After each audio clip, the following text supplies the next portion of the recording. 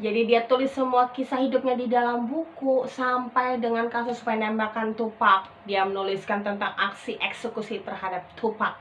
Dan dia nulis di buku, dia ternyata adalah saksi hidup yang mengetahui tentang eksekusi Tupac. Assalamualaikum warahmatullahi wabarakatuh. Hey po, kembali lagi di Dokumenter Story. Kali ini kita akan membahas yang dulunya kasus ini cold case. Akhirnya setelah 27 tahun kemudian, kasus ini baru saja terungkap.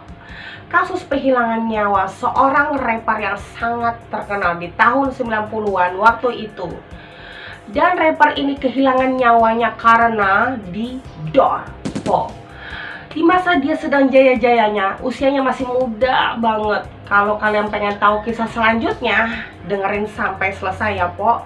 Tapi sebelumnya, jangan lupa klik tombol subscribe-nya. Mari kita bahas kisah yang satu ini. Jadi rapper yang ditembak ini bernama Tupac Shakur. Kalau nama aslinya itu Tupac Shakur, itu adalah Vincent Perez Cruz. Kemudian di usia 1 tahun, namanya diganti menjadi Tupac Shakur. Dia lahir di New York City, tanggal 16 Juni 1971. Aku kasih tahu backgroundnya sedikit aja ya, po. Kita tidak fokus dengan masa kecilnya karena sudah banyak yang membahas backgroundnya secara keseluruhan.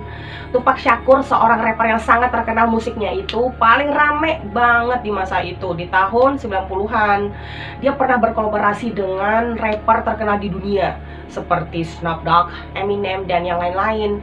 Dia sudah menjual lebih dari 75 juta rekaman di seluruh dunia. Awal karir Tupac Shakur dimulai 1989.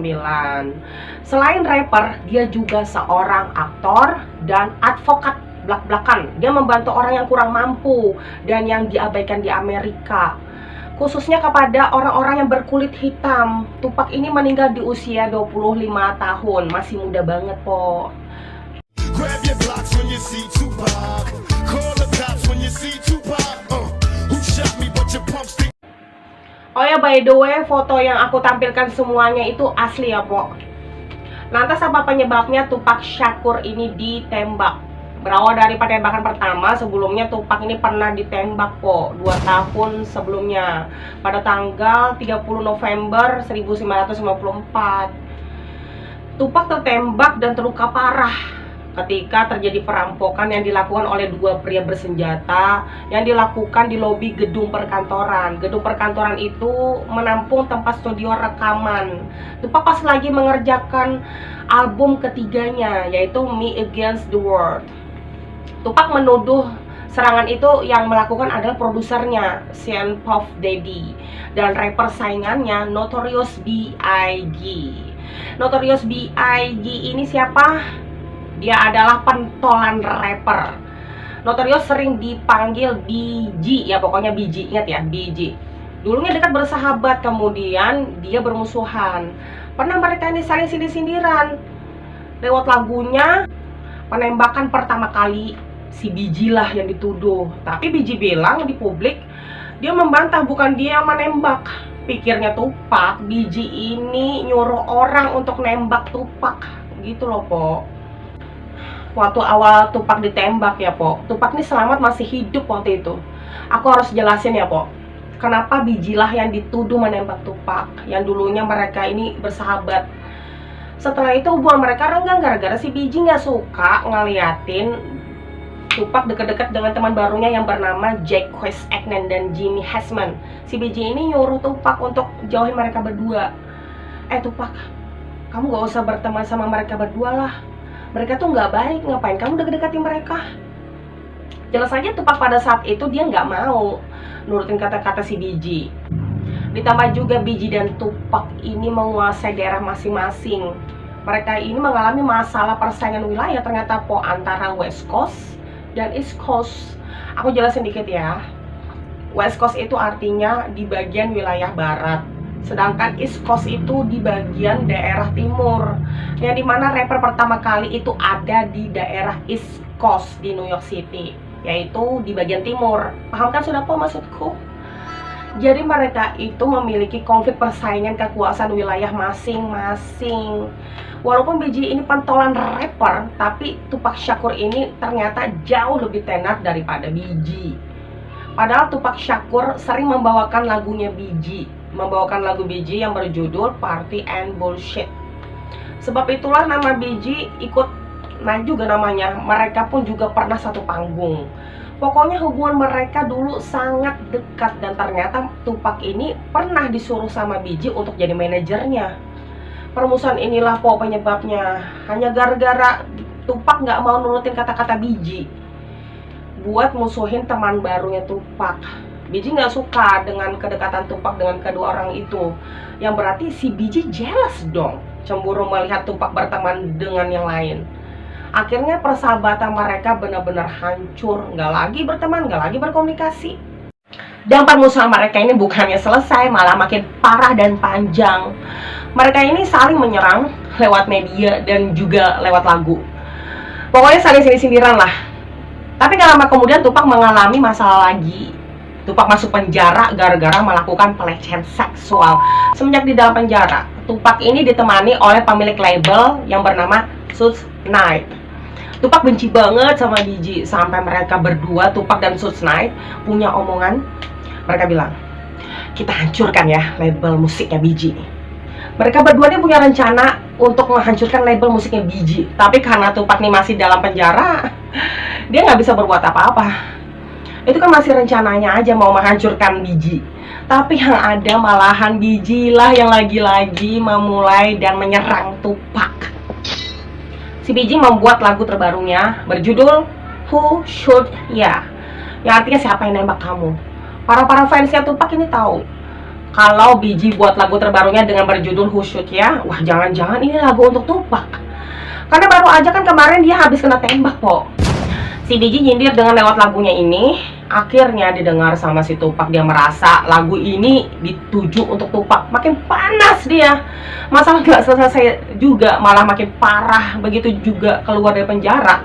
Akhirnya Tupac menyerah secara verbal, ngata-ngatain BG lewat media lah. Dia gak terima. Dia bilang, apa-apaan sih kamu buat lagu kayak gitu? Kamu nyindir aku ya? Tapi si BG membantah. Dia gak ngaku. Dia bilang, lagu itu bukan untuk kamu. Memang lagu itu dia buat untuk karyanya. Dia bilang gitu sih. Tupac masih menyerang BG sampai dia mengeluarkan statementnya. Dia bilangnya Tupac ya, "Oi BG, kamu tahu nggak? Aku sudah tidurin istrimu." Dia ngomong gitu di media untuk BG. BG pun marah, makin dikata-katain juga. Kalian bisa lihat di layar ini ya. BG yang tersulut emosi ya. Aku tadi ngomong apa? BG yang tersulut emosi. Tupac bilang dia pernah meniduri istrinya BG kan. BG nggak terima. Kita bisa lihat ya, BG nyerang Tupac. BG keluar dari mobil terus ngata-ngatain Tupac. BG bareng dengan satu gengnya, rombongan rame banget, sampai ada yang ngeluarin pistol, terus saling ngata-ngatain. Pertikaian mulut lah pok. Terus BG masuk lagi dalam mobil, tapi Tupac juga rame-rame ya sama rombongannya. Badannya besar-besar semua. Ngerinya. Gak lama kemudian terjadilah sebuah penembakan yang terjadi menewaskan Tupac. Tapi sebelum terjadi kematian, Tupac ini pergi ke Las Vegas bersama kru dan pemilik label musik yang bernama Suge Knight untuk menyaksikan pertandingan tinju antara Mike Tyson dan melawan Bruce Seldon di 7 September 1996. Setelah menonton pertandingan tinju Tupac dan Suge Knight, tiba-tiba mereka berkelahi dengan seorang pria di lobi hotel MGM. Jadi hotel ini berdekatan dengan tempat pertandingan tinju tadi, Bo. Mereka berantem sama Orlando Anderson, yang panggilannya Anderson. Dia ini salah satu anggota geng jalanan di Los Angeles.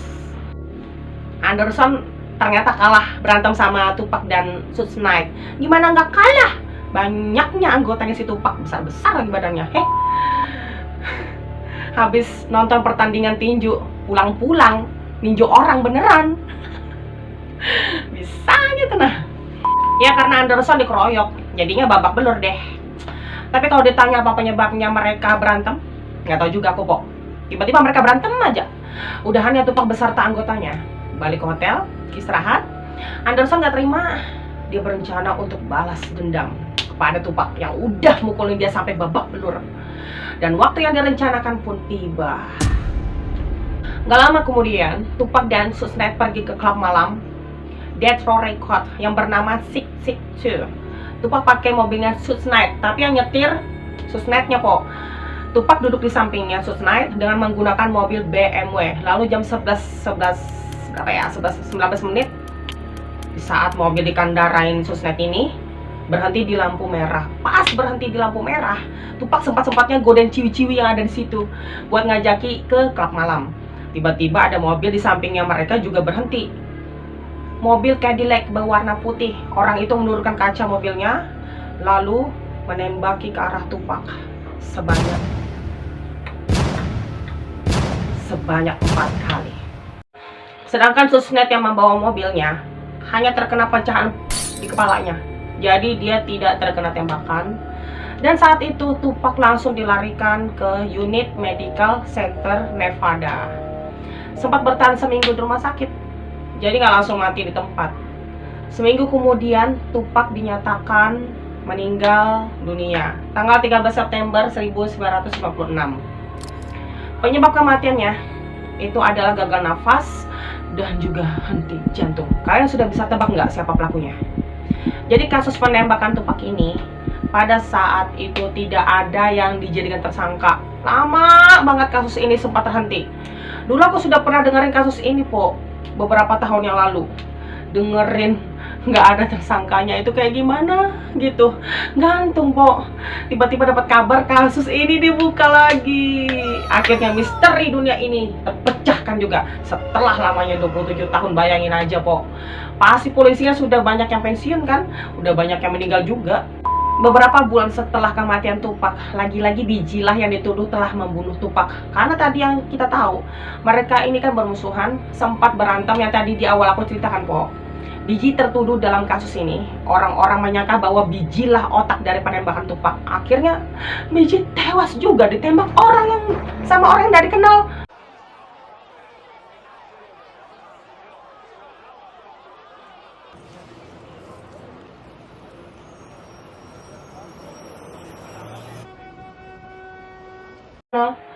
Yang diduga menembaki BG adalah fansnya Tupac atau anggota gengnya Tupac. BG ditembak di persimpangan jalan setelah dia habis menghadiri sebuah acara. Konyolnya ternyata terbongkar kasus ini bukan BG pelaku dari penembakan Tupac. Udah salah nembak orang berarti po. Lalu siapa pelaku penembakan sebenarnya? Duane Davis yang dipanggil KVD. Nama ini belum aku sebutkan po. KVD ini adalah sepupunya Orlando Anderson. Masih ingat nggak po? Tupac pernah berantem loh di itu pertandingan tinju. Anderson kan kalah waktu itu tinju babak belur. Anderson nggak terima, dia ngadu sama pamannya ini yang bernama Duane Davis KVD atau KVD lah kita sebut ya. KVD ini adalah ketua geng jalanan Los Angeles. Anderson bilang sama KVD, kalau kamu bisa nembakin Tupac, nanti aku kasih uang $1 juta. Kalau dirupiahkan di zaman itu sekitar 10 miliar. Kalau sekarang udah 15 miliar lah. Yang pelakunya ini ceroboh po. Dia pernah nulis catatan harian di dalam penjara. KVD pernah tersandung narkoba. Dia ini pengedar narkoba karena dia mengidap penyakit mematikan, yaitu kanker usus. Makanya dia menulis buku catatan hariannya. Dalam buku tersebut berisikan tentang hidupnya dengan berjudul Champions Street. Dalam buku hariannya diceritakanlah semua hal yang dia pernah hadapi, semua hal yang dia alami. Nah dari sini awal mula kejadian penembakan Tupac itu terbongkar akhirnya. KVD sepertinya putus asa dengan penyakitnya. Jadi dia tulis semua kisah hidupnya di dalam buku sampai dengan kasus penembakan Tupac. Dia menuliskan tentang aksi eksekusi terhadap Tupac. Dan dia nulis di buku, dia ternyata adalah saksi hidup yang mengetahui tentang eksekusi Tupac. Dia juga tahu kenapa alasan Tupac ini dieksekusi adalah karena ingin membalas dendamnya Orlando. Di dalam bukunya dia bercerita lagi tentang bagaimana dia bisa berada di dalam mobil Cadillac yang berhenti di samping mobil yang dinaiki Tupac. Saat itu KVD menyelipkan sebuah pisau di belakang dan Anderson duduk di belakangnya KVD. Didengar sama KVD, lah kok ada suara tembakan? Tapi suara tembakan itu berasal dari kursi belakang, yang dimana Anderson duduk di belakang. Jadi saat itu KVD curiga sama keponakannya si Anderson. Wah, jangan-jangan dia nembak.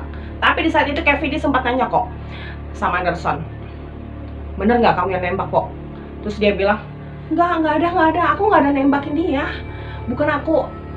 Kayak di sampingku juga ada orang. Pokoknya Anderson ini nggak ngaku bahwa dia yang menembaki Tupac. Di saat itu KVD berusaha menekan keponakannya untuk mengaku, tapi keponakan Anderson ini nggak juga ngaku.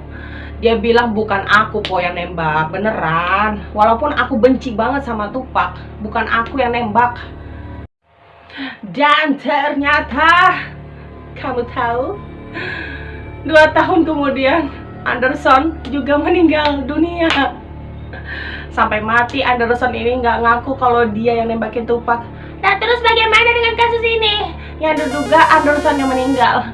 Sampai ada yang salah nembak juga sih Bang Biji. Banyak yang mati di sini. Masih tunggu ya, masih ada lanjutannya. Tetapi setelah adanya tulisan catatan buku harian KVD, polisi kembali melakukan penyelidikan.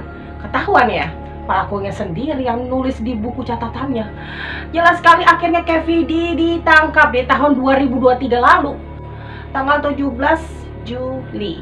Pada saat itu kepolisian Las Vegas secara diam-diam mengelilingi rumahnya KVD, ya, di mana saat itu dia tinggal bersama istrinya di daerah Nevada. Di saat itu pihak kepolisian langsung menyergapi KVD dan juga istrinya. Tapi kenapa istrinya ditangkap? Ya siapa tahu aja istrinya terlibat, ya kan? Namanya cerita ini nggak kelar-kelar. Sabar ya po, sabar po, dikit aja. KVD dan istrinya juga ikut diangkut. Setelah itu polisi langsung menggeledah rumahnya KVD dan beberapa barang seperti handphone, komputer, hard disk, juga majalah keluaran lama dan fotonya Tupac dan beberapa peluru, ada senjata juga. Lalu dalam penangkapan pertama, KVD berhasil bebas karena masih kurangnya bukti. Setelah 2 bulan kemudian, akhirnya ditangkap kembali ketika dia sedang jalan-jalan di dekat rumahnya. Sampai saat sekarang ini, KVD belum diadili. Kasusnya belum naik ke pengadilan. Insya Allah nanti kita akan bahas lagi, kita update lagi ya gimana kelanjutan dari kasus KVD ini. Oke, sekian dulu pembahasan kita satu ini. Jangan lupa klik tombol subscribe-nya, like jika kalian suka video ini, nyalakan notifikasi, share. Syukuran terima kasih. Syukuran terima kasih ya sama aja artinya, sama kan? Wassalamualaikum warahmatullahi wabarakatuh.